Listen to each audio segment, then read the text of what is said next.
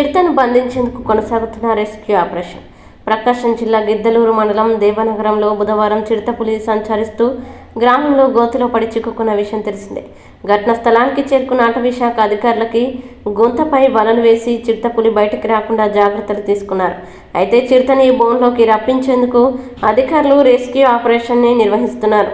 ఈ క్రమంలో చుట్టూ వలలు వేసి బోన్లో మేకని ఎరగా పెట్టారు. బోన్ కనిపించకుండా చెట్లతో కప్పేశారు.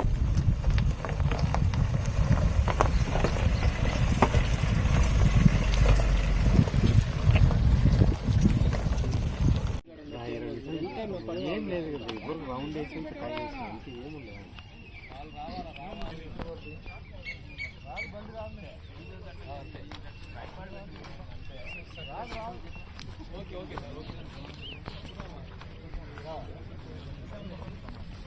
కొంచెం డౌట్ ఉంది, ఒకవేళ అవసరం ఇది అని చూసిద్దని డౌట్.